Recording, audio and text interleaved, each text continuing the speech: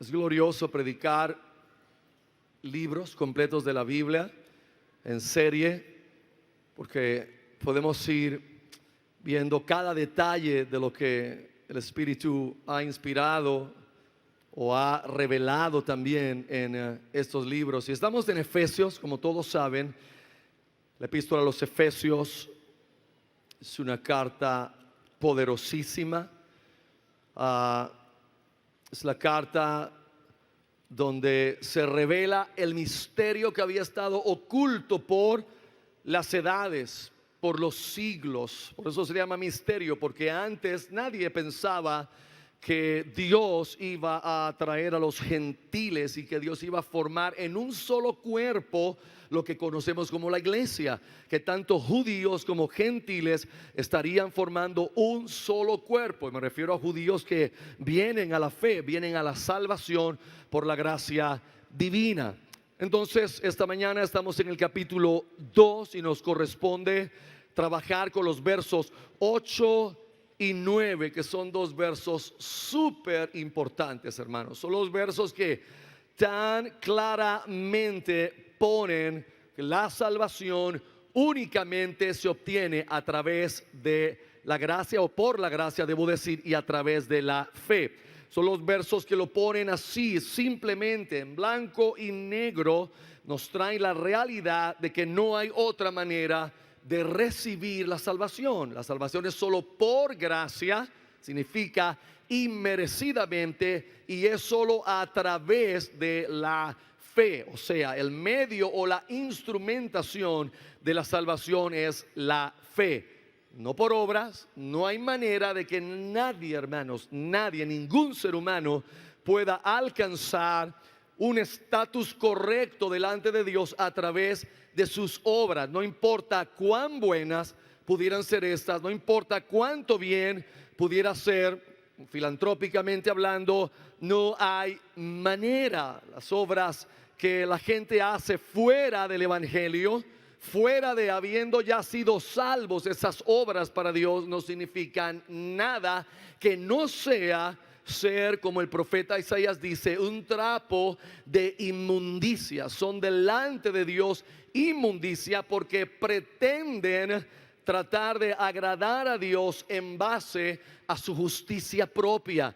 Y nadie puede agradar a Dios en base a su justicia propia, porque la realidad es que el hombre pecador y muerto en delitos y pecados no tiene ninguna justicia propia. No hay nada en el hombre para agradar a Dios, no importa quién éste sea y lo que éste haga. Así que hemos titulado esta sección o este sermón solamente por gracia, solamente por gracia. Padre, suplicamos en esta hora al abrir tu palabra, que nos permitas hacerlo con temor, temblor, respeto, reverencia a tu palabra inerrante, a tu palabra gloriosa, a tu palabra infalible, a tu palabra efectiva, a tu palabra eficaz, a tu palabra más cortante y penetrante que toda espada de dos filos. Te suplicamos que en un tema tan importante nos concedas poder tener iluminación de tu Santo Espíritu. Por favor,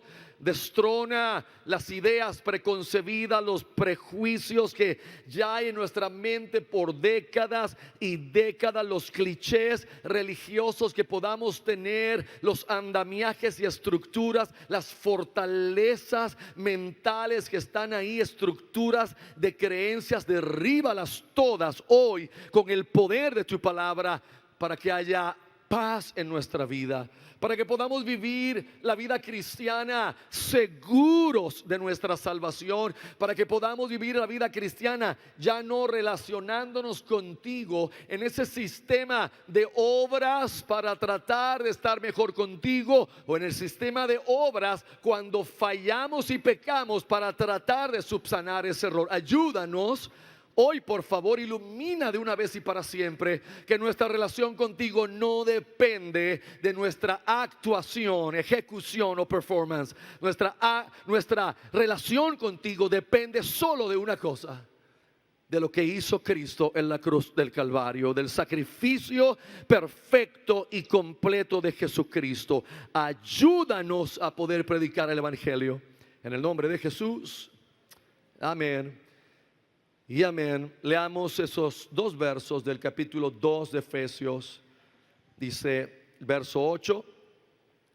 Porque por gracia habéis sido salvados por medio de la fe. Y esto no es de vosotros, es el don de Dios. No por obras. Hermanos, yo no creo que más claro la Biblia pueda decir algo como esto. O sea, este no es un verso que tiene simbolismos en él. Este no es un verso que tiene palabras difíciles de entender. Este es un verso que está en sentido llano, está en un sentido claro. No por obras.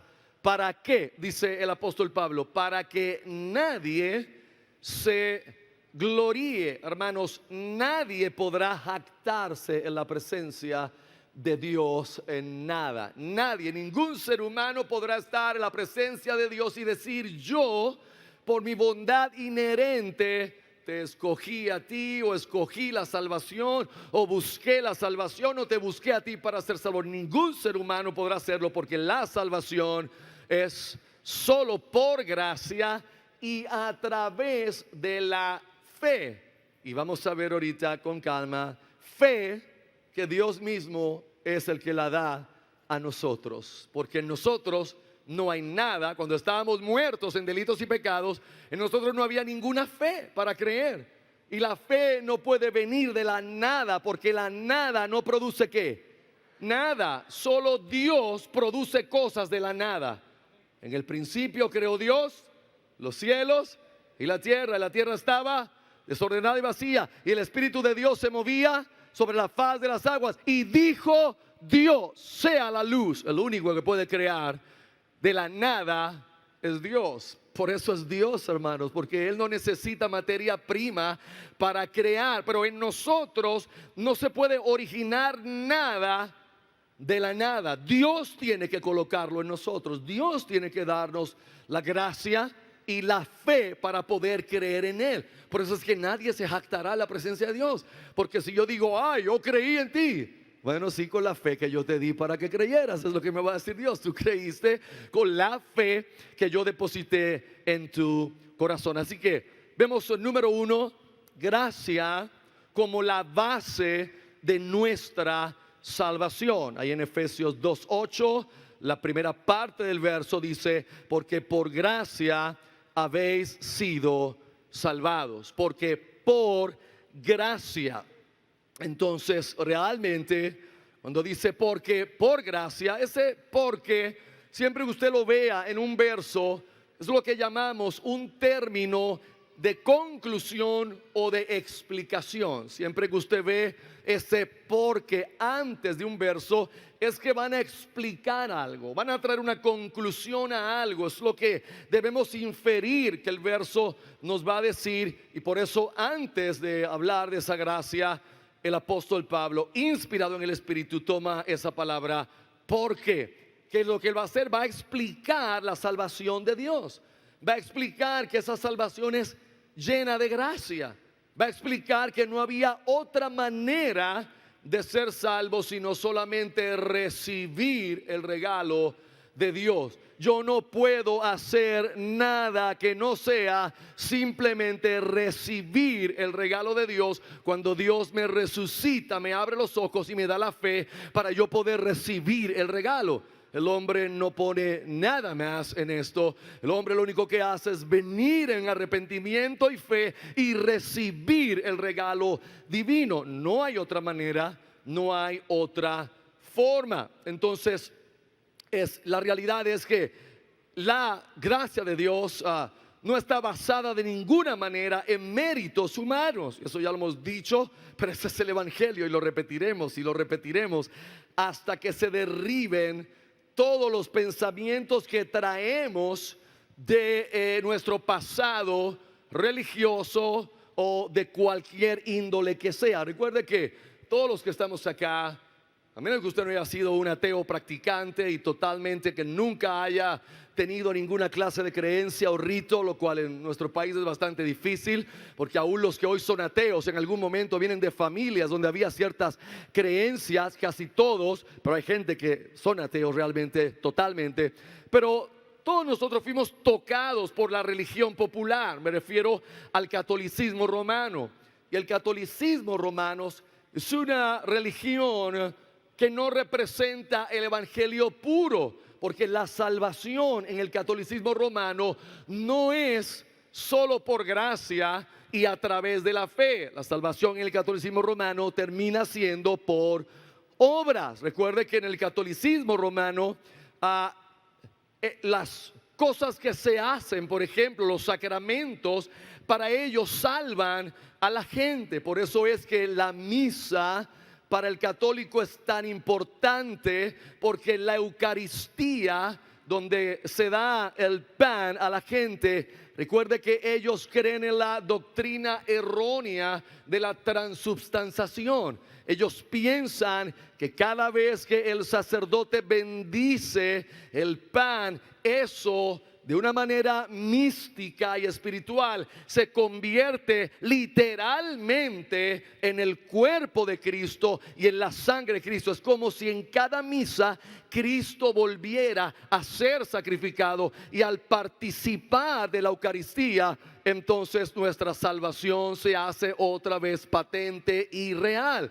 Pero obviamente los reformadores trabajaron con esto, tuvieron que levantarse absolutamente contra esto, porque la Biblia, que es la autoridad final del creyente, es la única autoridad que tenemos, declara sencillamente que la salvación es producto de la gracia de Dios y se obtiene solamente por la fe.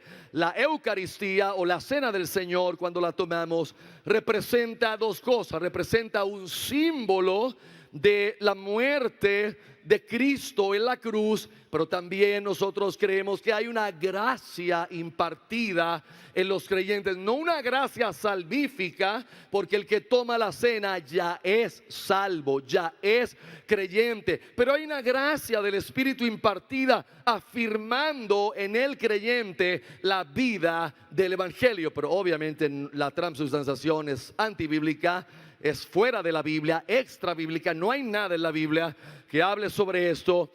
Por eso en el mundo evangélico, en la iglesia protestante, la parte más central de la reunión, contrario a la misa, que es la Eucaristía, aquí es el sermón. En la doctrina evangélica, especialmente reformada, la parte central de una reunión del domingo es esto, es el sermón, donde se abre la palabra para expositivamente explicarla y dar la oportunidad al Espíritu Santo de iluminar la vida de los creyentes para que salgan a vivir el Evangelio, a practicar el Evangelio.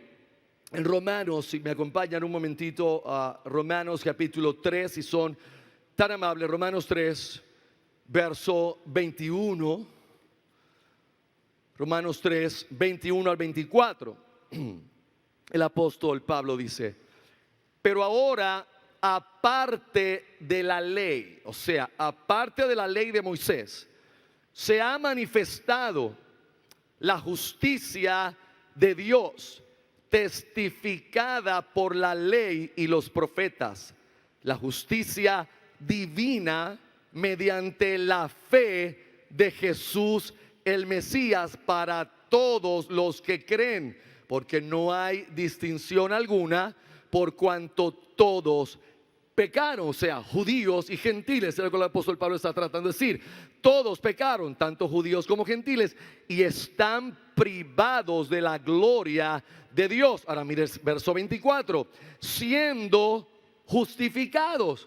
Usted puede intercambiar eso por salvados. La justificación realmente es nuestra salvación, haber sido declarados justos delante de Dios, siendo justificados. ¿Cómo? Por su gracia, sin, hermanos, marque eso en su Biblia, sin merecimiento alguno, dice la Biblia textual, tomándolo realmente, literalmente del griego, sin merecimiento alguno, mediante la redención que tienen en Jesús el Mesías. Hermanos, la salvación es solo por gracia y a través de la fe. La palabra gracia viene del griego charis, y lo que significa bastante literalmente es el favor generoso de Dios a pecadores que no lo merecen. El favor generoso, la benevolencia, la bondad, el buen placer de Dios a pecadores que no lo merecen. Pero ¿sabe qué? Eso estaría incompleto. Casi siempre definimos gracia de esa manera, es el favor de Dios a pecadores que no lo merecen. Pero hay algo más que hay que añadir. Yo se lo puse entre paréntesis en el bosquejo. No solamente es el favor de Dios a pecadores que no lo merecen, es el favor de Dios a pecadores que en realidad merecían todo lo contrario, a pecadores que merecen la condenación eterna, a pecadores que merecen estar separados de Dios por la eternidad. Y gracia es el favor, la benevolencia, el buen placer de Dios, la buena voluntad divina a gente que mereciendo el infierno, Dios en vez de eso, de pura gracia, por su buen placer, no por nada en ellos, sino por todo lo bueno en Dios, Dios le dio todo lo contrario. Por lo tanto, entienda, misericordia significa que no me dieron el castigo que merecía. Dios tuvo misericordia. Cuando usted escuche Dios tuvo misericordia, estamos diciendo no te dio el castigo que merecías. Cuando hablas de gracia es te dio todo lo que no merecías. Misericordia dice no te doy lo que te mereces condenación eterna. Y gracia dice te doy lo que no mereces, te voy a dar la vida eterna, te voy a dar el cielo y te voy a dar que estés sentado junto a mí en lugares celestiales en Cristo Jesús. Eso es lo que ha hecho Dios. Por eso, cuando usted mira el contexto del capítulo 2 de Efesios, que obviamente es el capítulo 1, el apóstol Pablo empieza hablando de todas las riquezas que tenemos en Cristo. ¿Quiénes somos en Cristo? Nuestra posición en Cristo, que somos bendecidos con toda bendición espiritual en lugares celestiales, que Dios nos ha dado toda clase de riqueza espiritual, las riquezas de la gloria de su gracia, que nos ha dado una herencia espiritual en Cristo, que te escogió, dice ese capítulo 1, desde antes de la fundación del mundo, para que fuésemos santos y sin mancha delante de Él, que nos adoptó a su familia, hermanos, a nosotros que éramos hostiles a Él, que odiábamos a Dios en nuestra naturaleza, en nuestro corazón. Él nos adoptó en su familia y nos ha sentado ahora con Él en lugares celestiales. Por eso ahora el apóstol Pablo en el capítulo 2 nos está diciendo a qué clase de gente Dios le hizo eso. ¿A qué clase de persona? ¿En qué condición estábamos cuando Dios nos dio todos esos beneficios? Y por eso los primeros versos del capítulo 2 dicen en el hoyo en que estábamos. ¿Cómo estábamos nosotros? ¿Cómo estábamos nosotros? Muertos. ¿Qué más? ¿Cómo estábamos nosotros? ¿Cómo andábamos? ¿Cómo andábamos? Conforme.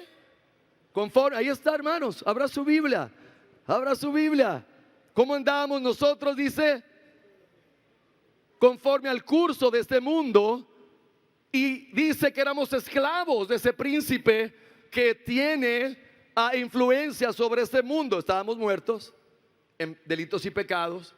Estábamos andando conforme a la corriente del sistema. No sabíamos otra cosa. Éramos esclavos de placeres, éramos esclavos de la carne, de los pensamientos, de los deseos. Y para colmo, éramos presos y sujetos de un príncipe que obviamente es Satanás, diablo, la serpiente antigua, como usted le quiera llamar. Esa era nuestra condición. ¿Y qué Dios hizo? Pero Dios, que es rico en misericordia, por su gran amor con que nos amó, ¿qué hizo? Nos dio vida. ¿Cuándo? cuando estábamos muertos, Él nos dio vida. O sea, con Cristo nos resucitó y juntamente con Cristo nos sentó en lugares celestiales. Ahora en versos 8 y 9, el apóstol lo que quiere decir es, bien, quiero que sepan que todo eso no tiene nada que ver con ustedes haciendo algo. Todo eso, bondad, todo ese bienestar, toda esa riqueza de gracia, cuando estaban muertos, no tiene nada que ver con algo que tú pusiste, con una bondad inherente en ti. Solo tiene que ver con la pura gracia divina con la cual Dios te amó, hermanos, con su gran amor, y te llamó a la salvación. Por lo tanto, gracia, hermanos, es la base y fundamento de nuestra salvación. Vamos, si son tan amables, a 2 Timoteo capítulo 1. Aleluya. El verso, vamos a leer desde el 8 y 9. ¿Lo tienen? Segunda carta a Timoteo 1, 8 y 9. Por tanto, no te avergüences del testimonio de nuestro Señor, ni de mí su prisionero, sino comparte conmigo el sufrimiento por causa del evangelio, conforme al poder de Dios, quien nos salvó. Ese verbo está en ¿qué tiempo? Nos salvó, está en pasado, y está en un tiempo perfecto. Nos salvó y nos llamó con llamamiento santo. Ahora mire bien lo que sigue, mire bien lo que sigue. No conforme a nuestras obras. Oh, hermanos, es mi oración que esta mañana usted y yo salgamos de aquí con esto tan claro, que nuestra vida cristiana cambie. Yo le aseguro que si usted y yo salimos de aquí hoy y podemos abrazar la realidad bíblica de los 3 tiempos de la salvación, el pasado, el presente y el futuro de la salvación, usted y yo podremos vivir una vida cristiana de mayor fruto en la gracia de Dios y en la paz de Dios, porque la realidad es que muchos de nosotros, o yo diría todos nosotros, caemos en la neurosis de vivir tratando de agradar a Dios con nuestras obras, porque es la herencia que tenemos de la religión de la cual salimos, tanto la católica como los malos y pobres acercamientos bíblicos de la iglesia evangélica, que no presenta el evangelio puro, donde la gente termina en el legalismo otra vez. Terminamos otra vez tratando de agradar a Dios con mi actuación, ejecución, con mi performance, cuando Dios no puede ser agradado con mi performance, porque por más que yo haga el mejor de mis días, el más santo de mis días, nunca llena el estándar de un Dios santo y perfecto. Por eso es que yo no me puedo relacionar con Dios por mi actuación.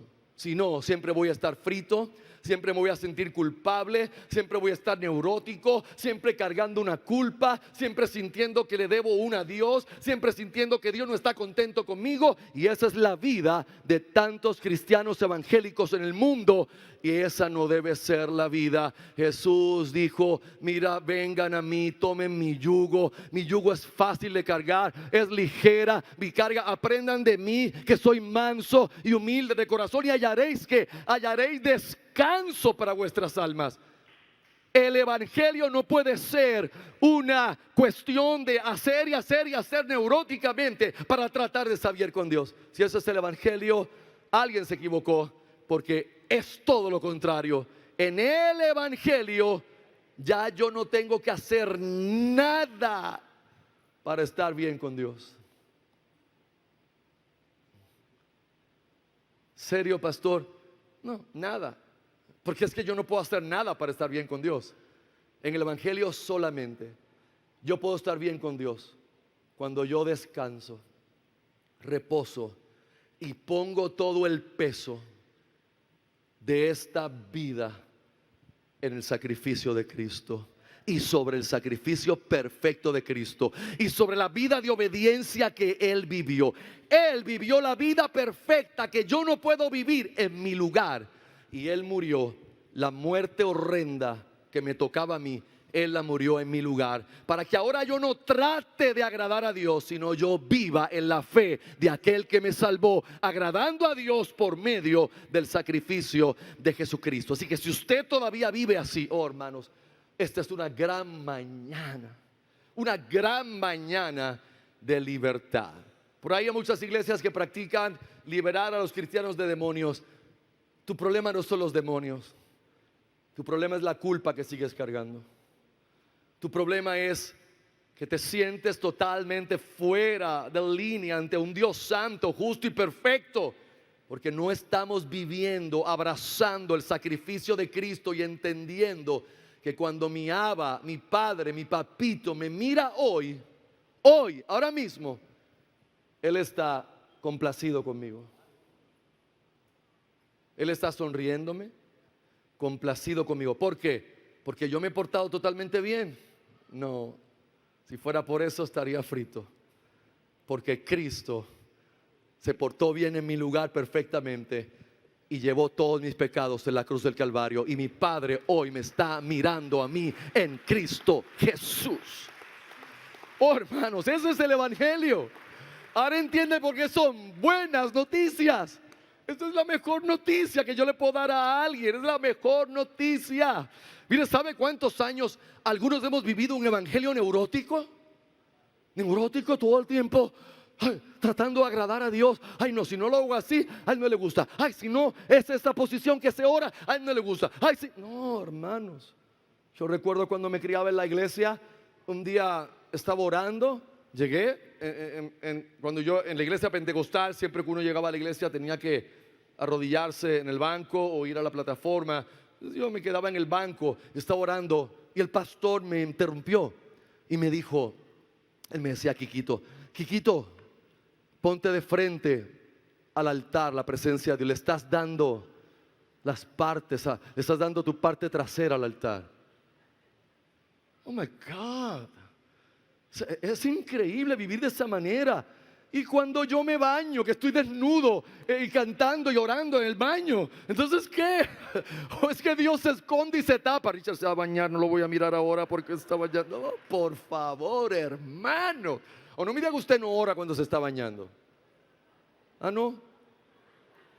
Eso es un gran momento de orar, hermanos. Y cuando el champú vienen oraciones más fuertes, se inspira uno en el champú. Bien, volvemos aquí. Gracia es la base y fundamento de nuestra salvación. Si está perdido en el bosquejo, estoy en la letra C del número 1. Si no, porque no le voy a estar dando la letra y todo. Si fuera un estudio bíblico, estamos predicando también. Hermanos, lo que se nos presenta aquí, si usted me preguntara en Efesios, ¿qué es lo que esos dos versos dicen? Es la distinción clara entre la gracia de Dios y las patéticas obras de los pecadores. Hermano, usted y yo todavía no hemos entendido quizás que aún siendo creyentes, todo lo que yo hago no sale 100% puro, porque en usted y en mí todavía reside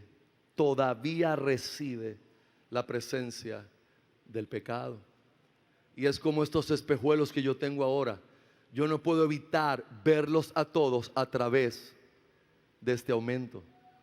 Los estoy mirando. Entonces, hablando del pecado, todo lo que yo hago, aún lo bueno que hago para Dios, sale con el tinte del pecado. ¿Por qué Dios lo acepta ahora que yo estoy en Cristo? Por eso, porque estoy en Cristo. Y esa es la diferencia que separa al creyente y al no creyente. Que ellos están sin Cristo, sin esperanza, sin Dios en el mundo. Nosotros estamos unidos a Cristo, en Cristo, y por lo tanto ahora cuando yo hago algo bueno, aunque no es perfecto, Dios lo mira a través de Cristo, y a través de Cristo Dios lo ve perfecto y santificado, aunque todavía en mí pueden haber algunas motivaciones que no son 100% puras, hermanos. Es impresionante. La palabra salvación que aparece allí, cuando dice que somos salvos por gracia, es la palabra griega sozo, S-O-Z-O, sozo. Y lo que transmite es el significado básico de cuando alguien es rescatado de una condición de gran daño inminente. La persona está en un daño, es inminente, no hay manera, pero alguien viene a su rescate, alguien lo saca de ese daño o peligro inminente que va a destruir su vida. Eso es la palabra salvación. Es importantísimo, amados, que usted y yo entendamos esta mañana los tres tiempos de la salvación. Yo toqué esto en un sermón, lo tiré bien rápido. Yo quiero que lo pensemos un poquito más hoy, porque la falta de entender la salvación tan grande que Dios nos ha traído, tan completa, tan integral, tan perfecta, que cubre todas las áreas de nuestra vida, es lo que ha creado el menjurje que hay. ¿Entiende la palabra menjurje? La mezcolanza, la confusión que la gente tiene. Hace poco no, de vez en cuando veo a un caballero, yo le tengo estima, no creo lo que él enseña, pero le creo estima porque a diferencia de muchos falsos, yo sé que él cree que lo que está haciendo, lo está haciendo para Dios. Yo lo veo a él como cuando el apóstol Pablo dice: yo fui perseguidor de la iglesia. Él creía que estaba obrando para Dios cuando mató a los creyentes, él creía que obraba para Dios y no sabía que estaba contra Dios. Por eso Jesús le dijo: hey, ¿por qué me persigues? Y este caballero, sin decir nombres, él tiene un programa en televisión y él, con sinceridad, él quiere predicar el evangelio, pero él tiene la mezcolanza que yo les he dicho. Y por un lado él busca los versos como el que estamos hablando hoy, y él dice: ven, claro que sí, cuando tú inicias en la salvación, cuando tú inicialmente vienes, aquí está, es por gracia, es a través de la fe. Pero después él se topa con todos los otros versos que él cree que le están diciendo que tengo que trabajar por esa salvación, que tengo que trabajar para mantenerla, que tengo que hacer esto y lo otro para al final ser salvo. Y son muchos versos y él los empieza a buscar y hace una doctrina doble. Entonces crea una doctrina donde inicialmente uno es salvo por gracia a través de la fe, pero luego eres salvo por tus obras. Luego eres salvo por obedecer. Luego eres salvo o justificado finalmente. Si obedeciste todo lo que Jesús mandó, entonces finalmente serás salvo. Si no, serás condenado. Y por eso él dice con mucha autoridad, lo dice: a mí me da pena, dolor cuando lo veo, porque yo sé que él está diciéndolo convencido y tratando de ayudar, pero no está ayudando. Está horriblemente siendo parte del problema. Por eso es que él dice que hay muchos creyentes verdaderos, él dice, que vinieron sí por fe y por gracia primero, que al final todos se perderán porque ellos no obedecen lo que Jesús mandó. Y lo que le pasa a ese caballero es que él no ha entendido algo básico, que es lo que le pasa a la iglesia. ¿Y por qué la iglesia no ha entendido algo tan básico como la soteriología o la doctrina de salvación? ¿Por qué? Pregúntese por qué. ¿Por qué la mayor parte de la iglesia en Puerto Rico, si usted va hoy y les pregunta de los tres tiempos de la salvación? ¿What? ¿Qué? Bueno, porque no se predica de aquí. Porque las predicaciones son simplemente motivacionales. Las predicaciones son para llenar necesidades en la gente. Las predicaciones son pragmáticas, tienen todo el propósito de agradar a la gente para que regresen y que el inconverso que vino regrese de nuevo, atraído por una iglesia que se jacta de que ella existe para suplir las necesidades de la gente. Entonces ellos lo que hablan es moralidad, lo que hablan son valores. Vamos a enseñar hoy domingo a ser buenos padres, bien por eso, pero hay un problema serio. Usted no puede ser un buen padre si usted no viene en arrepentimiento y fe a la cruz del Calvario, que ese es el evangelio. Yo te puedo enseñar moralidad aquí y te puedo enseñar a ser un buen esposo, darte 17, 18 principios para ser un mejor esposo. Y te puedes convertir en un buen esposo. Y cuando te mueras, irte al infierno de cabeza, habiendo sido un buen esposo. Porque el evangelio no se trata de mi performance, se trata de lo que Cristo hizo en la cruz del Calvario. Prendes la radio y alguien está predicando moralidad. Prendes la radio y alguien está predicando valores y le dicen a la gente, esto es Cristo. No, hermanos, eso no es Cristo. Esos son valores y moralidad, que si vienen a mi vida, deben venir después que ya estoy en Cristo. Hay un fruto que sigue a la salvación. Hay un fruto que sigue a la fe. La fe que salva trae un fruto. Y definitivamente hay unas obras, que va a ser el último sermón que traeremos de este pasaje, el verso 10, donde habla de esas obras. Porque hay obras, pero no son obras para ser salvo, sino son obras porque ya somos salvos. Y yo le traje una gráfica, si me la ponen por ahí. ¿Está puesta? ¿No? Ok. Es una gráfica que ni crea que yo me la inventé ni la hice. La tomé de la coalición por el Evangelio, creo que es, sí. Y esa gráfica lo que muestra son los 3 tiempos de la salvación. Hermanos, si usted no entiende eso, cuando usted lea la Biblia, se te va a formar un sancocho de las 7 carnes. ¿Existe eso? Yo no sé, o de las carnes que sean. Un sancocho de esos que tiene 7 carnes a la vez. Porque vas a mezclar una cosa con otra. Vamos a comenzar por entender que la salvación tiene un tiempo que es pasado. Por eso vas a encontrar versos en la Biblia que dice que ya somos ¿qué? Salvos. Esos versos están hablando directamente de la justificación. Que Dios, al tú y yo poner nuestra confianza en Cristo Jesús, Él nos declaró justos. En base al sacrificio de Cristo, por gracia y a través de la fe, nos declaró inocentes, nos declaró justos y nos libró de la penalidad que el pecado tenía sobre nosotros. ¿Cuál era la pena del pecado? ¿Cuál es la paga del pecado? ¿Cuál muerte? La peor, muerte eterna, separación de Dios por la eternidad. Entonces, cuando uno viene en fe a Cristo, porque Dios mismo nos trae al Salvador, y venimos y confiamos que es depositar nuestra fe en Cristo, hay una gloriosa ejecución de Dios en el cielo, donde Dios nos declara justos. Justos. Hermano, mi fe es que hoy usted entienda que esto es tan real como el malletazo que dan los jueces aquí en la tierra.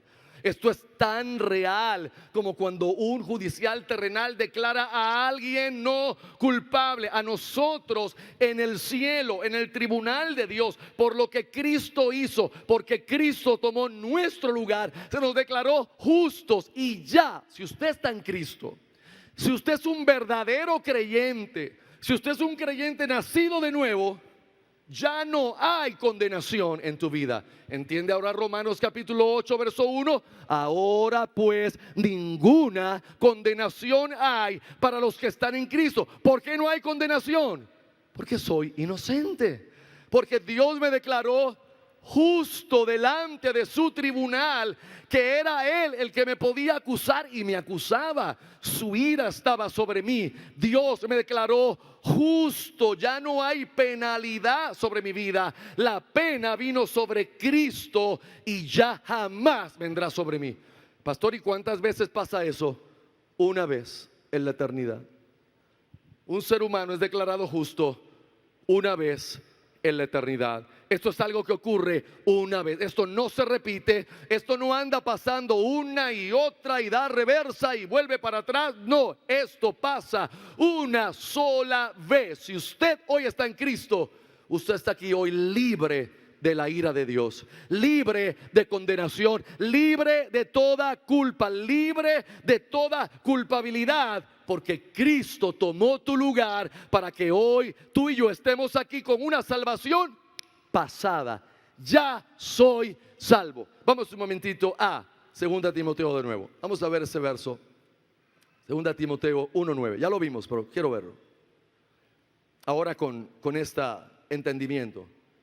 Quien nos salvó y nos llamó con llamamiento santo, no conforme a nuestras obras, sino según su propósito y la gracia que nos fue dada en Jesús, el Mesías, antes de los tiempos eternos. Cuando Dios te salvó, dice ahí, ya Dios te salvó. O sea, justificación. Ya Dios se declaró justo, justa. Pastor, no tengo que hacer más nada para que Dios me vea justo. No. Pero ahora cuando oro mucho, no es para que Dios me vea más justo. No, si usted ora así, usted está perdiendo el tiempo. Si usted saca su tiempo de oración diario para tratar de que Dios te vea mejor, más justo, usted está ofendiendo a Dios con su tiempo de oración. Ahí es cuando la oración se vuelve pecado. Eso es un gran título de un sermón, cuando la oración se vuelve pecado. Cuando yo voy a Dios tratando de que Dios me vea, Señor, voy a estar aquí esta hora y media aquí, porque quiero que me vea. No, Dios no te puede ver mejor de lo que te ve hoy. A Dios, ¿para qué yo oro? ¿Cómo que para qué yo oro? Muchas razones. La primera, si uno ama a alguien de verdad, si uno lo ama y lo ama y lo ama, ¿uno no quiere estar con la persona? Los esposos que dicen que aman a las esposas y nunca quieren estar con ella, investigación, something weird ahí. Cuando uno ama a alguien, ¿qué uno hace? Piensa en los novios. Los novios hablan, se ven, se visitaron 2 horas, lo botaron al muchacho para que se vaya para la casa, ella a tu casa, llega a la casa y ¿qué hace? El teléfono o por texto, porque ahora hay mucho texto. Y que 2 horas, 3 horas hablaron, ¿qué más hay que decir? Nada, siguen hablando sanganería, ay, chuchulería, la cosita. Sí, ¿por qué? Porque están enamorados. Si usted está enamorado de Dios, usted no quiere hablar con Él todos los días. Usted no quiere estar en su presencia. Usted no quiere entrar en la palabra que Él nos dio para conocer más de Él. Usted no quisiera conocer más del Dios que te llamó y te salvó por pura gracia. Usted no quisiera estar aquí tiempo aprendiendo de Él y tratando de conocer más de Él. No para que Él me vea mejor, sino porque necesito conocerlo a Él. Y así todas las demás disciplinas. Si usted vino esta mañana aquí hoy, hermanos, tratando de que Dios te vea mejor, usted está perdiendo su tiempo aquí esta mañana. Tengo que decírtelo con dolor en mi alma. Si usted vino aquí hoy para ponchar religiosamente y que Dios te vea mejor y que mañana te dé una bendición, usted está en el peor sitio que puede estar hoy, porque estás equivocado. Yo no vine aquí hoy para que Dios me vea mejor. ¿Sabe por qué yo vine hoy?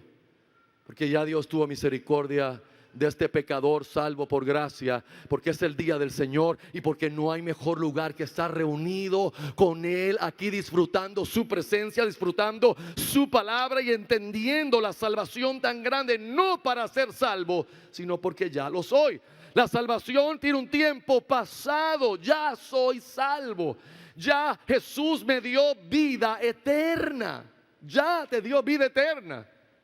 Ahora entiende por qué la gente nos molesta tanto con que la salvación, ay, ustedes dicen que la salvación no se puede perder. Pero es que, honey, ¿cómo se va a perder? Si Dios te dio vida eterna, si Jesús te dio vida eterna, y tú dices que en 3 meses, pues por tus pecados, ya no eres salvo, entonces Él te mintió, porque la vida que te dio no era eterna. ¿Duró cuánto? Duró 3 meses. Y la vida que Él nos dio es como eterna. No hay final en esa vida, porque el Dios que me dio vida eterna, Él me preserva para que yo persevere. Y por eso es que el que persevere hasta el fin, ese será ¿qué? salvo, porque Él nos preserva y nosotros preservaremos. Segundo tiempo, aquí es donde vienen los problemas graves. Es en el segundo tiempo donde la mezcolanza se hace, donde se forma el menjurje, donde la gente no entiende. Entonces, cada vez que tú y yo afirmamos el evangelio y decimos: no, hermano, yo tengo seguridad de salvación en Cristo, por Cristo, no por mí, por Cristo. Alguien dice: eso está mal, porque la Biblia dice: ocupaos con temor y temblor en vuestra salvación. Tú tienes que ocuparte todos los días para poder sostener esa salvación con temor y temblor, porque si no, mira, la pierdes y te vas al infierno. No, hay un problema muy simple, hermanos. Vamos a Filipenses un momentito, si son tan amables. Hermano, les amonesto traer su Biblia cada vez que viene a la iglesia, los domingos. Cuando usted viene a la iglesia, algo te debe decir que iglesia es sinónimo de Biblia. Entonces también trate de traer su Biblia escrita, no solo su celular, para que ayude al predicador y yo no esté tratando de descifrar si usted me está atendiendo o está texteando o está surfeando en las redes. Pastor, nadie hace eso aquí. Come on. Somos pecadores, salvos por gracia. Y alguna gente se aburre y empiezan a surfear o contestan Facebook. Así que traiga su Biblia. Filipenses 2:12.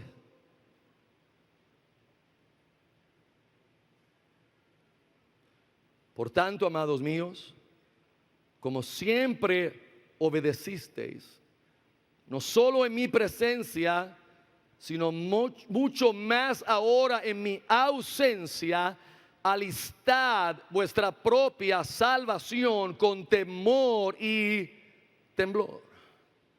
Ese es el gran verso que lo sacan de ahí, lo sacan de su contexto y nos lo ponen para refutar o para que nos dé miedo. Dios mío, es verdad, alistarnos. Hay un solo problema. La palabra sozo, que es la palabra para salvación, no siempre que está en un verso puede ser vista como justificación. Cuando se usa en el pasado, la palabra sozo habla de justificación. Algo que fue hecho una sola vez y para siempre. Aquí en el contexto de Filipenses capítulo 2, es claro que la palabra zozo está hablando de la parte presente de nuestra salvación. O sea, yo fui salvo en la justificación y presentemente yo estoy siendo salvo. ¿De qué manera yo estoy siendo salvo? Mire la gráfica, no me la quitaron, ¿verdad? Mire la gráfica. ¿De qué manera yo estoy siendo salvo ahora? No la ven. Dios mío, Dios está más grande que el cine. Mire en el medio.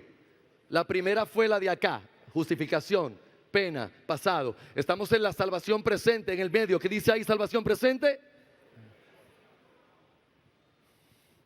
Y ese es el gran problema. Los que no han entendido que la palabra zozo, cuando habla de salvación, también se refiere a la salvación presente. O sea, Dios nos libró ya, hermanos, de la pena por el pecado. Ya eso está hecho. Nos libró totalmente y para siempre de la pena por el pecado. Ahora, presentemente, Dios nos está librando ¿de qué? Mírenlo bien, ¿de qué? Nos está librando ahora de esa influencia que el pecado tenía en nosotros, de ese poder que el pecado estaba teniendo en nosotros. Nos está librando. ¿Cómo? En la santificación. ¿Cuándo pasa eso? Todos los días de nuestra vida.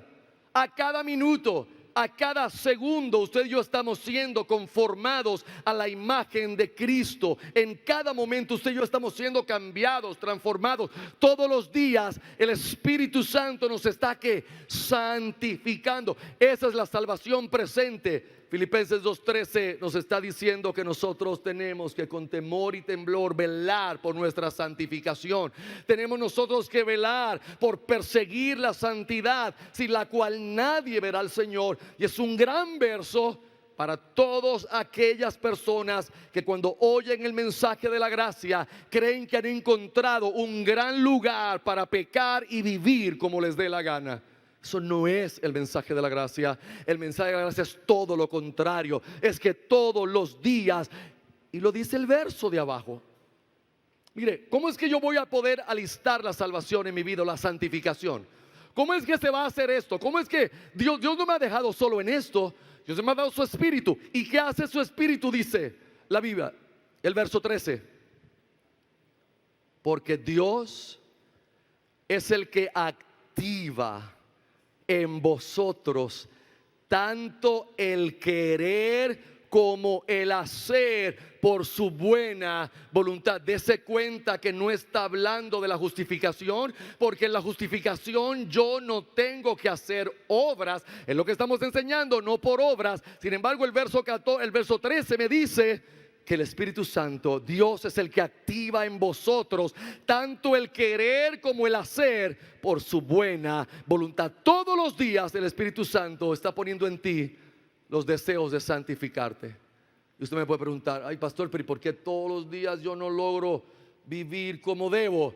Porque todavía el pecado está en nosotros y hay una lucha entre la carne y el espíritu, y todos los días usted y yo vivimos esa lucha, sufrimos esa lucha, y hay unos días gloriosos y buenos donde usted y yo escuchamos ahí al espíritu que está trabajando en nosotros y nos mantenemos, y hay otros días donde la carne se inclina más y gana esa batalla. Es la santificación. Todos los días estamos siendo santificados. Salvación pasada, salvación presente y finalmente en Romanos 13, salvación futura.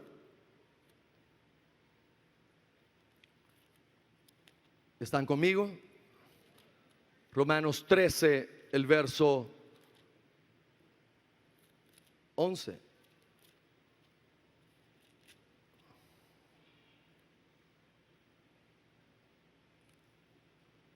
Y esto añado, conociendo el tiempo, que es ya hora de que seáis levantados del sueño, porque ahora la salvación está más cerca de nosotros que cuando creímos. Vuelvo a repetirlo.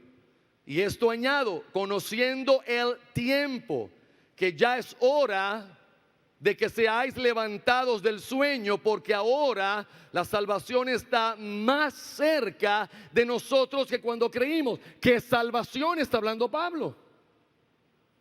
¿Cuál salvación está hablando? Ahora sí, éramos muchos y parió la mula, decían en mi casa. Pablo le dice a Timoteo, fuiste salvo. Luego acá nos dicen, estamos siendo salvados. Y ahora nos dicen, seremos salvados. ¿De qué está hablando Pablo a los romanos en ese capítulo, hermanos? Mírelo ahí. Mírelo ahí. Está hablando de la glorificación. Es el tiempo futuro de la salvación. ¿A qué se refiere? A que en el tiempo predeterminado, en la mano soberana de Dios, Dios va a glorificar nuestro cuerpo. Y ese día seremos libres totalmente de la presencia del pecado. Ya el pecado no existirá más en nuestra vida, de nuestro cuerpo, ni ninguna parte. Totalmente será extinguida su presencia para siempre. Cuando un creyente no entiende los tres tiempos de la salvación y los mezcla todos a la vez, va a vivir una vida cristiana patética, sin fruto, lleno de neurotismo espiritual, tratando de trabajar por su salvación sin entender que la justificación ya me fue dada. Soy justo delante de Dios. Que la santificación presente, el Espíritu Santo está trabajando en mi vida y yo coopero en el proceso, poniendo mi fe en Cristo y esforzándome en la gracia. Y que la glorificación final está en las manos de Dios. Yo no me puedo glorificar a mí. Yo lo que puedo tener es fe. O en que Cristo regrese antes de que yo muera, o fe de que si yo muero, yo sé que mi Redentor vive y aún del polvo me levantará, como dijo el patriarca Job. Yo sé que mi Redentor vive. Por eso nosotros vivimos en esperanza y morimos en esperanza. Por eso para nosotros el vivir es Cristo y el morir es que ganancia, porque vivimos en fe y esperanza y morimos en fe y esperanza. Segundo punto, y se supone que yo estuviera en el final. Yo quiero ir con calma con esto, hermanos, porque vuelvo y le digo, tuvimos años en esta iglesia donde éramos parte del problema, predicando sermones bastante motivacionales para que usted saliera contentito, para que usted saliera con el tanque lleno de gasolina hasta el domingo próximo con el tanque vacío para echarte más gasolina. Yo descubrí algo mejor, que si yo te doy a Cristo, a este crucificado, sepultado, resucitado al tercer día, ya no tengo que echarte más gasolina. Cristo es toda la gasolina que tú necesitas para vivir la vida cristiana desde hoy hasta el final. Esto no es una gasolinería espiritual. Usted no vino aquí esta mañana buscando gasolina. Usted vino hoy aquí a glorificar al Dios que antes de la fundación del mundo te llamó, te eligió para que fuese santo y sin mancha delante de Él. Segundo, fe. Fe. La gracia es simplemente la base, es la base de la salvación. Pero la fe es el medio, la fe es la instrumentación. Esta cita de Agustín de Hipona, que la Iglesia Católica le llama San Agustín, uno de los teólogos más grandes del mundo y uno de los hombres, se dice, más inteligentes que ha pisado el planeta Tierra. Él escribió algo, parece un trabalengua, pero no es, póngale sentido, no es un trabalengua, es una verdad. Él dice, aquel que te creó a ti sin ti, no te salvará a ti sin ti. Interesante, ¿verdad? Este hombre se puso ahí a tratar de escribir algo como las parábolas de Cristo, para que oyendo no entiendan y viendo no vean. Pero no, es simple, es simple. De hecho ya lo hemos discutido aquí, en lo que les he estado hablando. Aquel que te creó a ti sin ti. ¿A qué se refiere eso? Bueno, cuando Dios te creó a ti, lo hizo sin ti. Tú ni pediste venir aquí, ni pediste nacer, ni pediste nacer en la familia que naciste. Así que Dios te creó a ti sin ti. Sin embargo, el Dios que te creó a ti sin ti, escogió que no te salvaría a ti sin ti. Lo cual indica que en nuestra salvación, entonces, hay algo en nosotros que ponemos. Cuando digo ponemos, va a ver que quiero buscar un lenguaje más adecuado, porque nosotros no tenemos nada que poner, sino simplemente recibirlo. Y esa es la parte que Agustín se refiere. Él no me va a salvar sin mí, porque en el final, al final de todo, influenciado por el Espíritu, habiendo sido resucitado de la muerte espiritual, habiendo él dado la fe para yo venir a Él, entonces yo vengo a recibir el don que Dios me da gratuitamente. Eso es lo que San Agustín se refiere, o Agustín. Él no me salva sin mí, porque al final el hombre tiene que creer. La salvación no se puede dar sin creer. El universalismo no existe. La gente que dice que Cristo murió por todos, que no importa cómo vivieron, Él los salvará después. No, la Biblia es muy clara que no hay salvación si no se cree, porque es a través de ¿qué? De la fe. Y eso es lo que el hombre hace. Por eso Agustín se expresa de esta manera. Yo se lo puse ahí en el 1, se refiere a que nuestra participación en la salvación es simplemente recibirla, o por la instrumentación de la fe. Nosotros creemos, pero aún esa respuesta es creada por Dios en nuestros corazones. Thomas Chalmers, un teólogo también, escribió: la fe es como la mano del pordiosero, que toma la dádiva sin añadir nada a esta. ¿Por qué? Porque Él no tiene nada que añadir. Hay cero en Él. Cuando usted le da la dádiva, esa mano desnuda no puede añadirle nada al don que usted le está dando. Él lo que está haciendo simplemente es que recibirlo. Por eso la fe, en ese sentido, algunos defienden, tratando de defender, de hecho alguna doctrina reformada entran en un error también. Tratan de decir que la fe aquí es una obra, y la fe no se puede considerar aquí como una obra. La fe aquí no es una obra. El creer simplemente es dado por Dios. Quiero leerles, hermanos, póngale atención a los que escribió otro hombre precioso de Dios. Jerry Bridges ya pasó con el Señor hace poco tiempo. Si usted puede, en la librería tenemos libros de él. Se puede comprar algunos libros de él. Le recomiendo cualquier libro de él, como Las Disciplinas de la Gracia. Hay varios libros que él ha escrito. Es un hombre con una capacidad dada por Dios para explicar la Escritura de manera simple. Y quiero leerle todo este párrafo, si usted me da por favor la gentileza.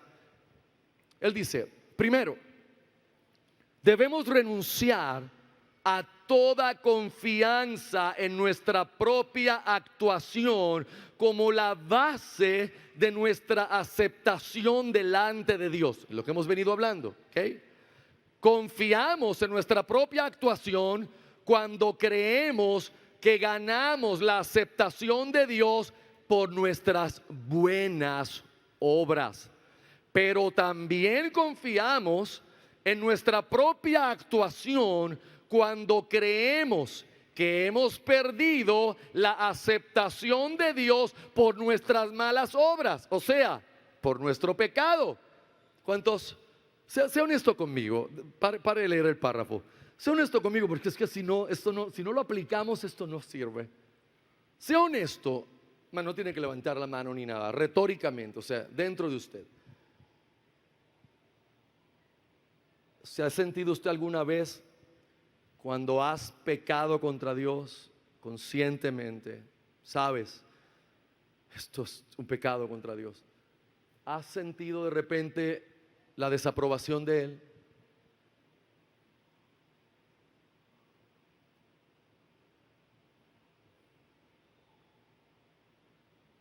Creo que todos nosotros vivimos eso. El problema es cuál es nuestra respuesta. ¿Sabe cuál es nuestra respuesta? Hacer algo para enmendarlo. Tengo que hacer algo para cambiar esto que ahora creo que ha pasado con Dios y conmigo. ¿Y qué estamos haciendo ahí? Estamos volviendo otra vez a las obras para tratar de arreglar lo que creemos que se dañó. Pastor, ¿y qué tú me estás diciendo? Que cuando yo cometo un pecado, Dios no cambia su estatus conmigo. Exacto. Exacto. Pero tenga claro este entendimiento. No es que cuando tú y yo cometemos un pecado, Dios dice: este es mi hijito, no importa ese pecado, yo como es mi hijo y lo amo, lo paso por alto. Dios odia el pecado. Dios aborrece el pecado.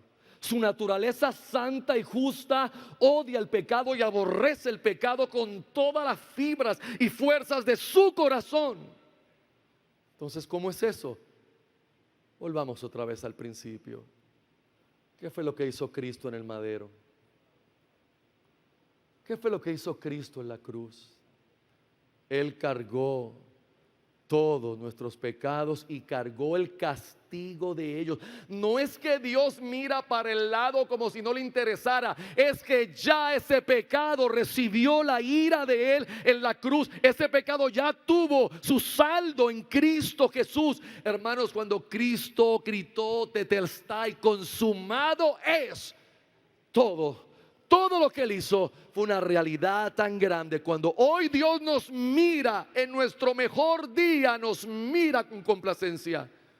En el peor día, donde pecamos flagrantemente. ¿Sí? Ahí en abril, cuando para que te sobrara un poquito más, metiste ese embuste en la planilla. Te sentiste mal. Digo, si eres cristiano verdadero, si estás cauterizado, no, no importa, pero te sentiste mal y de repente te parece desaprobación. No hay tal desaprobación, hermanos.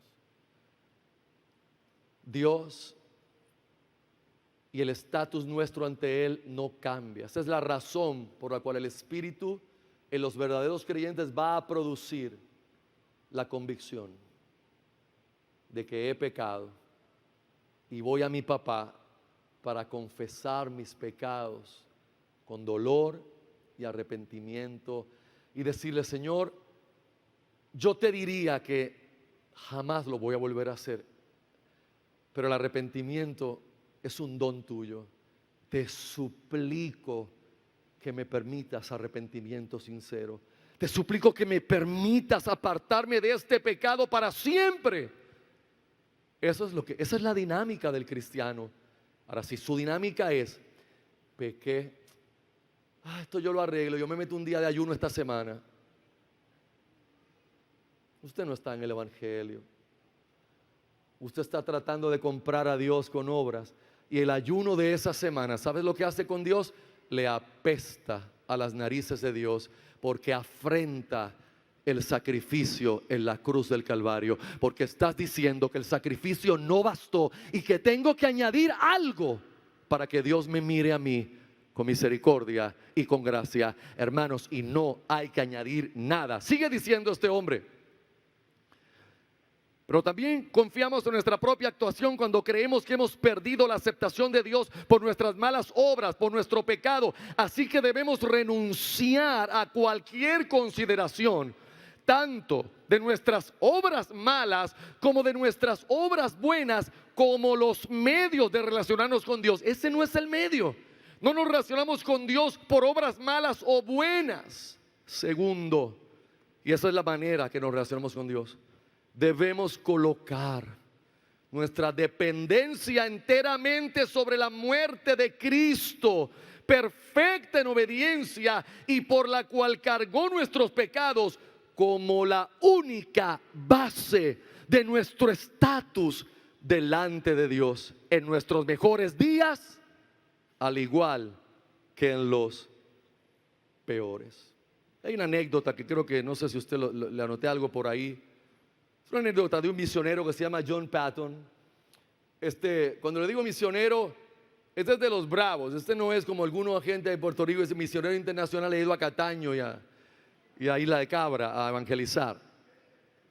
No, este hombre evangelizó en un lugar tan difícil como las islas del Mar del Sur, una cadena de islas donde habitaban tribus caníbales. De hecho, se registra que los dos primeros misioneros salidos del viejo continente que llegaron a evangelizar a esta gente, a escasos días de haber llegado, fueron devorados por los caníbales, los cuales comieron, y los nombres no los traje, pero están en la historia.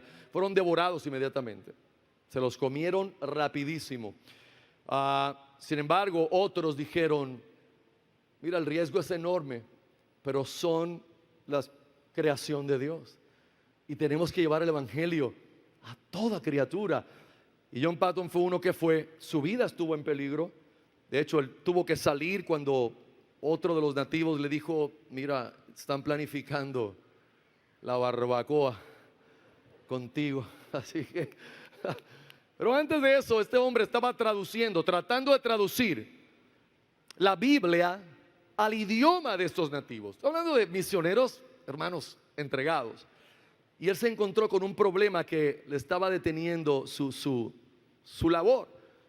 Porque en el idioma o dialecto de estas tribus, de estos indígenas, no había una palabra para el concepto fe. No existía. Entonces él dijo: aquí quedé. Porque ¿de qué se trata la Biblia? De fe. Y ellos no tienen una palabra para el concepto fe. Y ya rendido, puso por ahí sus materiales. Y un día ese indígena que tenía más relación con él, después de trabajar todo el día cansado, entró a la choza del misionero y se tiró su cuerpo en una silla que el misionero tenía. Y en el dialecto dijo: qué bueno poder poner todo el peso de mi cuerpo en esta silla. Y un patrón dijo: repite esto de nuevo. Qué bueno poder poner todo el peso de mi cuerpo sobre esta silla. Y él dijo: ahí está.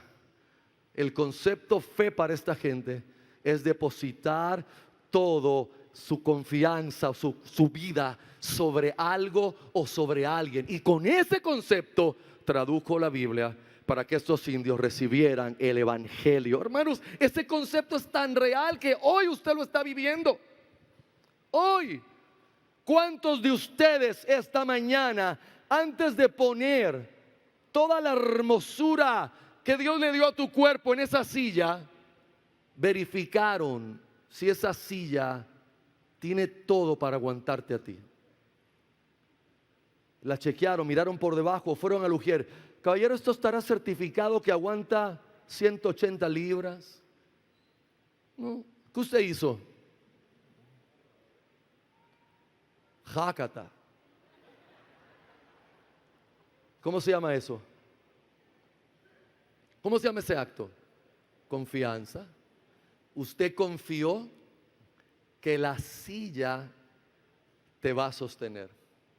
No solamente lo hiciste inicialmente, durante toda la reunión yo no he visto a nadie pararse y volver a verificar.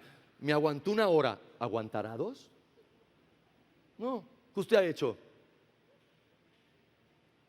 Es más, usted no había pensado en eso hasta que yo no vengo con semejante ejemplo. Esa confianza natural es verdadera. Poner todo el peso sobre algo. ¿Qué tal si yo le digo que fe, en el término más simple, es descansar todo el peso de esta vida, incluyendo mi pecado que todavía reside y me molesta, sobre el sacrificio perfecto de Jesucristo, abandonándome en total confianza de que ese sacrificio es perfecto y es eterno, que no a mitad del camino tengo que verificar si me va a sostener hasta el final, que me sostiene hoy y me sostendrá por la eternidad, y yo puedo descansar en Él. Hermano, descanse de esa agitada vida espiritual, de esa carga. Descanse ya de esos pensamientos neuróticos, de esa culpa. Descanse todo en Jesús, en el sacrificio. Ponga todo el peso de esta vida. Ay, pastores, que tú no entiendes. Hay unos malos hábitos que me están matando. Te están matando porque sigues tratando de resolverlos con tus fuerzas y tratando de hacer cosas para agradar a Dios. Descánsalo en la cruz. Que si el que te llamó y te escogió sabe que tú pelearías con ese hábito que te abochorna y que te avergüenza todavía hoy, Él está haciendo que poco a poco, mientras más descubres el evangelio y descansas en el sacrificio, más te vayas transformando a la imagen de Cristo, hasta que un día puedas decir: tendré otros pecados que estoy peleando, pero ese que me atormentaba, gracias a Dios, ahora en Cristo Jesús, Dios me ha librado de la presencia de ese. ¿Cuántos dan gracias a Dios? ¿Cuántos pueden dar gracias a Dios? Oh, hermanos, termino.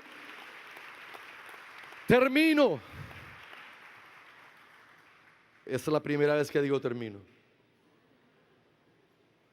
Hay predicadores que han perdido un verso de la Biblia.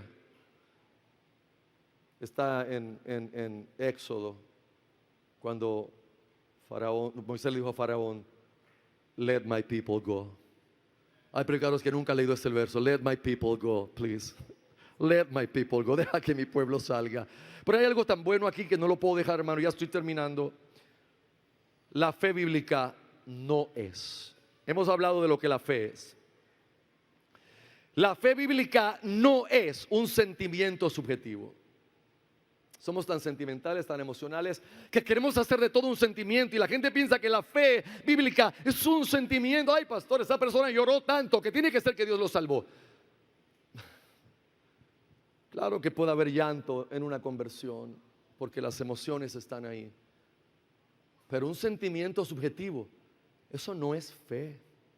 La fe es más racional de lo que usted piensa. La fe es más informada de lo que usted piensa. La mente está totalmente involucrada en el acto de arrepentimiento. De hecho, la palabra griega, metanoia, arrepentimiento, es un cambio ¿de qué? De mente. Entonces enseñamos cosas tan raras como que no, hay cosas que tu espíritu sabe, pero tu mente no. ¿Really? ¿Qué es eso? Si mi mente y mi espíritu es lo mismo. Es lo mismo. ¿Cómo que yo estoy dividido y mi mente no sabe cosas que mi espíritu sabe porque Dios la revela a mi espíritu? No, hermanos, eso no es verdad. La fe informa toda mi vida, todo mi ser. Cuando usted viene a Cristo por la gracia que te trae, es una decisión finalmente que uno toma porque Dios trae a uno informada. No es como que ay, yo no sé, yo estaba sentado, de momento me vi al frente. No, eso no es un testimonio de salvación. Así Dios no te salvó. La fe viene a la mente también y te lleva a la Biblia y entiendes, soy un pecador, y entiendes la santidad de Dios y entiendes el llamado a arrepentimiento a los pecadores, y todo eso no es subjetivo, es objetivo. Segundo, la fe no es mera credulidad. No. La fe, vuelvo a repetir, es informada por la palabra de Dios. Es una fe que se informa. La Biblia informa la mente con la verdad de Dios. No es mera credulidad, yo creo cualquier cosa que me diga. No, es la Biblia que nos informa. Y tercero, la fe no es una mera actitud mental positiva. Tranquilo, pastor, que yo soy muy positivo. Yo tengo espiritualidad. ¿Sabe que esa es una de las cosas que está atropellando a la iglesia? Una espiritualidad genérica, donde mucha gente cree que son cristianos porque tienen cierto tipo de espiritualidad. Y no, hermanos, la fe no es una actitud mental positiva para nada. Tercero y punto final, es el don de Dios. Es el don de Dios. ¿Qué es el don de Dios? ¿La fe? No. ¿Qué es el don de Dios? ¿La gracia? No. Todo el concepto de la salvación, la salvación completa, la salvación integral, incluyendo la gracia, incluyendo la fe, incluyendo las riquezas de ellas, el llamado, la elección, hermanos, todo es el don de Dios totalmente. ¿Por qué tiene que ser regalo? Porque no podía estar en mí, tenía que venir fuera de mí. Tenía que ser fuera de mí, nada de mí podía salvarme. Por eso tiene que ser un regalo. El regalo de la salvación tiene su origen en Dios. Está basado en la gracia y solo se puede recibir mediante la fe. Cuando era niño en la iglesia y jovencito, mi pastor gustaba de cantar un himno que a mí me gustaba mucho. Aunque la gente lo veía solo para las funerarias, yo no entiendo por qué, pero el himno era precioso y mi pastor lo cantaba muy bien. Y el himno fue compuesto por un caballero que se llama Augustus Toplady. Y este muchacho es un muchacho de hace muchos años atrás, pero cuando tenía 30 y pico de años, la gracia salvadora lo alcanzó. Y un día que paseaba orando con el Señor por las costas de su natal Inglaterra, lo sorprendió una tormenta muy fuerte, rayos, relámpagos, viento, lluvia, y se tuvo que esconder buscando refugio porque estaba en campo abierto, era peligroso estar ahí, y desesperado buscando refugio vio una hendidura profunda en las rocas y se metió en la hendidura, y desde allá adentro vio la tormenta y los rayos, y comenzaron a brotar de su corazón las siguientes palabras, que luego se tornaron en el himno: roca de la eternidad. Roca de la eternidad, fuiste abierta para mí. Sé mi escondedero fiel, solo encuentro paz en ti. Rico, limpio manantial en el cual lavado fui. Ponga la atención a esta segunda estrofa. Aunque fuese siempre fiel, aunque llore sin cesar, del pecado no podré justificación lograr. Solo en ti teniendo fe, deuda tal podré pagar. Mientras haya de vivir y al instante de expirar, cuando vaya a responder en tu augusto tribunal, sé mi escondedero fiel, roca de la eternidad. ¿Cuántos pueden darle gloria y gracias a Dios por la palabra de Dios, que es nuestra roca? Cristo es la roca de la eternidad, hermanos. Él es nuestra roca y nadie se jactará en la presencia de Dios. Nadie, ningún ser humano se jactará en su presencia, porque por las obras de la ley ninguna carne será justificada. Queridos, es mi oración a Dios mientras preparaba esto y trataba de pasarlo por mi vida, considerando mi propia vida, de dónde vengo, toda la religiosidad con la cual he tenido que lidiar por años, porque desde muy pequeño, criándome en doctrinas muy legalistas, todo eso se queda más de lo que uno piensa. Y yo, cuando le hablo de estas cosas, le hablo de primera mano. No ha sido fácil durante los años poder entender mi estatus delante de Dios, que no cambia. Porque donde yo me crié, la costumbre era tratar de agradar a Dios a través de las disciplinas espirituales. Mientras más oraba, más espiritual yo era y más Dios se agradaba de mí. Si iba a predicar, me decían: tómate unos días de ayuno, porque cuando prediques entonces Dios te va a usar más. Todo es un sistema de recompensas por lo que yo hago y nada tiene que ver con eso. Las disciplinas espirituales son bellas, pero no las practicamos para estar bien con Dios. Las practicamos porque estamos bien con Dios, porque mi estatus delante de Él ha sido declarado de justicia. Es que yo puedo venir con mi mediador y hablar y orar y cantar, y si saco un día de ayuno no es para que Dios tenga que hacer nada, es porque quiero estar tan concentrado en Él que dejo hasta la comida, pero nada tiene que ver con Dios, tiene que ver con mi carne, tiene que ver conmigo. Queridos, volvamos al Evangelio. Hay una crisis horrible en Occidente. Yo no quiero ser histriónico, pero es terrible. Tampoco queremos creernos, ay, ahora se creen que son los únicos que tienen la verdad. No, para nada, hermanos. Pero qué doloroso es prender la radio, la televisión, o ir a la librería y ver un sistema que no es el Evangelio. Yo no sé si a usted esto le da coraje. Yo he aprendido que la ira de Dios está relacionada con su amor. ¿Cómo es eso, pastor? Sí. Porque cuando uno ama, uno le da ira que se dañe lo que uno ama. Hay gente que dice: ay, yo amo a los niños, yo amo a los niños. Usted ama a los niños. Si usted no siente ira cuando un pedófilo destroza a un niño, usted no ama nada. Usted lo que está en el ay bendito boricua. El que ama se encoleriza y acciona, busca qué hacer, busca. Por eso la ira de Dios es tan fuerte, porque Dios ama infinitamente y aborrece el pecado. Entonces es importante, al cerrar, quedó un punto que lo vamos a trabajar el domingo que viene, antes de ir al verso, pero no quiero dejarlos ir sin reflexionar finalmente la crisis terrible que vive la iglesia en Occidente. Es terrible. No se está predicando un evangelio por el cual es digno dar la vida.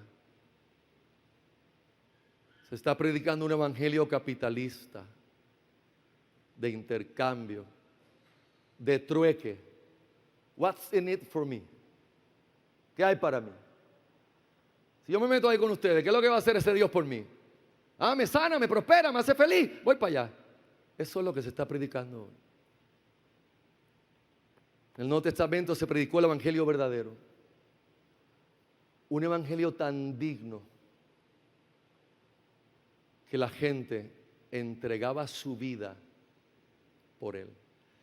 Usted y yo vivimos en una burbuja en Occidente. Y a pesar de que Puerto Rico ha sido tocado por esta crisis y quizás hay conmoción, todavía eso es una burbuja. Todavía es una burbuja. Cuando uno saca la cabeza un poquito de la burbuja y mira países musulmanes, donde los cristianos están sufriendo de verdad, donde las familias les dan opciones